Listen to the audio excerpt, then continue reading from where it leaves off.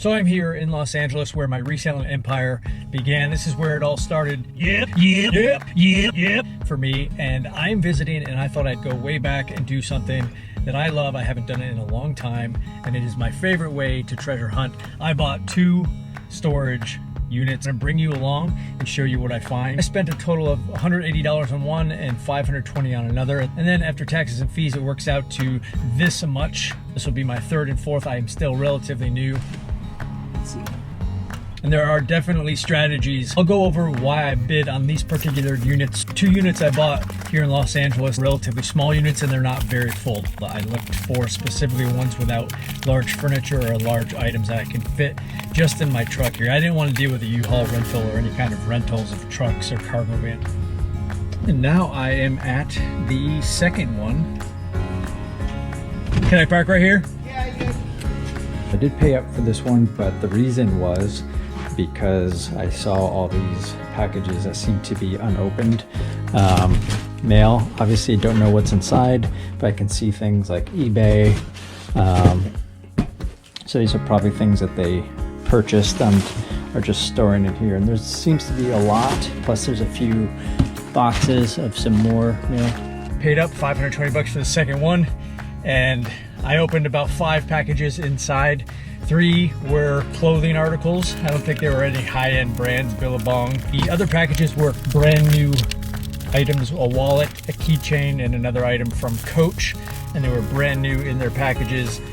I think they were $65 on one I saw.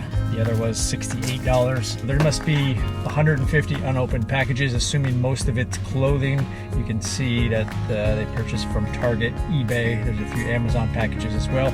We're packed up, ready to go from the second unit. I think that one was killer. First unit, it's really hard to tell without going through. Good thing I only paid a little bit. I'm gonna give you the dirty price. What is the real price you pay? Say you're buying a $200 unit. Obviously you're paying the $200 for the unit itself, and then there's a service fee, which depending on the site that you use to shop, I use storagetreasures.com, which charges a 15% fee on top of the purchase price. If you're a pro member of the site, which is like $10 a month, you might save like 5 or 10% off the service fee. I paid 15%. That's the free membership level. So 15% of the 200, you're talking $230. Then you're paying state tax, which I just say 10%. So 10% of that 200 is another $20. So already a $200 unit is at $250. And then you do have to pay a cleaning deposit of $100 usually, and you get that back as soon as you remove all the stuff and clean out the unit. So that's goes back in your pocket. So $250 is roughly what the real cost is of a $200 unit. You always have to pay cash. That might not be true everywhere, I'm not sure, but everything that I have ever done with storage units, I've had to pay cash. And like I said, there's storagetreasures.com, there's storageauctions.com. You can actually also go directly to the storage place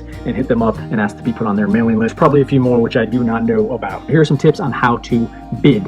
What do I look for? So first of all, I make sure that it is clean, if it looks organized, if the boxes are stacked nicely versus just throwing everything in a pile, which I'd say more than half of them, it looks like people just throw their stuff in. To me, that says they don't care, or there's probably nothing valued that they care about. Obviously, you're looking for stuff that you recognize in there. Also, something to consider is the area in which the storage facility is.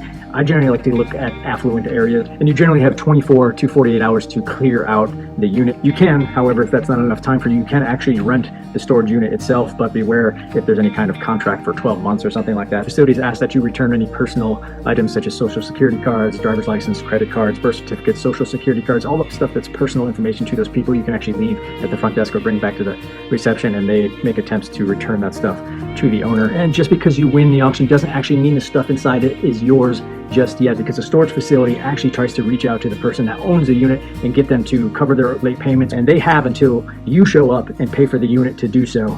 So let's head over to the storage units and see what we got.